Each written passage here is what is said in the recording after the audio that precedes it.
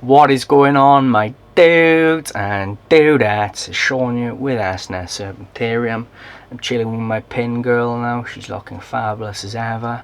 But this video is not about her. It's actually about feeding. Today we're going to talk about the benefits and sort of things you want to bear in mind with each feeding method. The 3 feeding methods we're going to talk about today are power feeding, normal feeding and slow feeding. If you're new around here, guys, make sure you subscribe and smash that notifications bell. Daily videos over here and you don't want to be missing that. Any video you want to see, drop it in the comments. I will try my best to do it for you. I've not denied any video request this far. I pre-record all my videos well in advance, so just bear that in mind. It might take a little while for me to release the video that you want. If I can't do it for whatever reason, or it's just a smaller topic, I will just reply to you in the comments.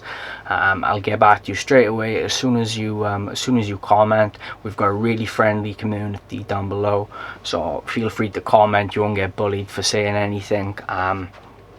And I'll be really friendly, and we'll have a little chat down below as well. So awesome stuff. And don't forget, if you like the video, make sure you like the video. But let's just get straight into it then. So power feeding then, what that actually is feeding your snake more than what you should to get it to grow faster. You often see this with giant snakes, and you know, snakes that people that want to breed. You see a lot with boas, retics, berms, stuff like that, and they smash the food, and then, you know, they're feeding them every 4 days. A prey item they should really only be feeding every 7 to 10 days maybe. And what that does then is it makes the snake grow really quickly, but on the flip side, it puts a massive strain on the snake's health, and it's really not worth doing at all, I don't think. It's not good for your snake. It'll massively cut down the lifespan of your snake, so you want to bear that in mind if you're thinking of doing power feeding. It's not a good idea. There are more healthy ways of getting your snake to grow faster, but personally there's nothing wrong with a normal growth rate and just waiting a little bit longer for your snake to mature out at its own sort of pace. And you'll get healthier babies in the long run as well then. So that's something to bear in mind if you're thinking of power feeding your snake. It's not a good idea. So normal feeding then, what's that? Well, that's just following the sort of bog standard K-sheet advice. You know, feed it 7 days or so when it's under a year, depending what species it is, obviously. And then you know, as the snake gets older and older, feed it less and less often with bigger prey items. That's sort of like normal feeding. Is sort of like the most common way to feed your snake in the hobby. Yeah, that's the most common way I actually see in the hobby. It's a good way to do it. It's tried and tested. You know exactly what sort of results you can expect with doing that. You know what sort of lifespan you can expect from your snake if you care for the bog standard way, which I think is great.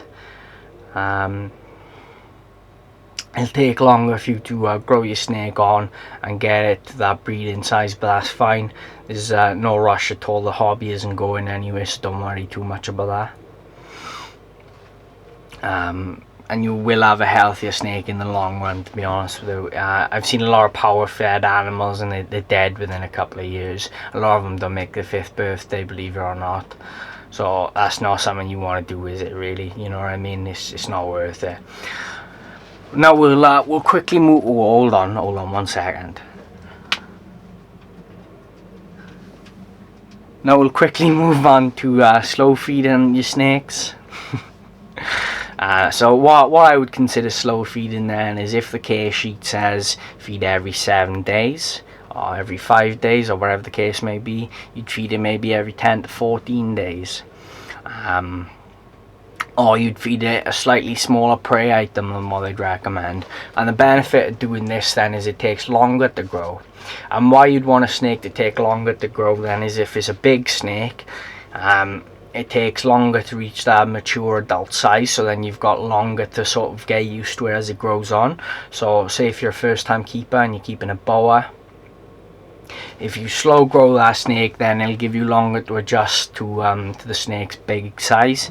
And actually there is, don't quote me on this guys, okay, but I have actually seen papers that say that slow growing snakes makes them live longer, but again, I don't know if that's true or not, okay, so don't roast me for that. It's just what I've seen somewhere. Do your own research on that front, okay. Slow growing is also beneficial if you're keeping something like a retic or something like that. It's best to slow grow them rather than power feeding them. You get healthier examples of adults, and again, you know, you grow with the snake more as well, and especially if you're a first time retic keeper, rather than getting it 10 foot in a year. You know, maybe get it to 10 foot in 5 years, if that makes sense. And I don't mean, when I say slow grow, I do not mean starving the snake, okay? Don't starve your snakes, please don't do that. I will not be held responsible for anyone starving your snake. You need to do your own research and make up your own mind on what sort of feeding you do. I'm just telling you here the options and the tools available for feeding. I always recommend normal sort of feeding. The only time I'll slow grow a snake is if it's you know, if it's sort of like a pet that I want to keep small because I haven't kept that species before, but I won't be starving it. I'll just be slowly, you know, upping the size on it. That'll be all for today, guys. I hope you've enjoyed the video. If you have enjoyed the video and you've made it this far, make sure you drop us a like, subscribe if you're new around here, destroy that notifications bell like it's no one's business. I'm doing daily videos, as you all know by now, and you don't want to be missing that, do you? It's epic snake content. What could possibly go wrong, eh? I know you don't care about what I'm actually saying. You're just here to see the snakes, and that's fine. I could just be standing here and just repeating one word all video. You wouldn't care because you're only here to look at these gorgeous animals, and that's fine.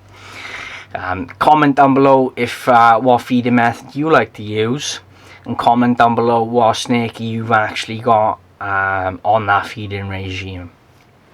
We've got a very friendly comment section down below, guys, so any comment should be responded to respectfully. I don't want any trolls here. Any trolling will just be removed. I'm not going to prop with that on my videos.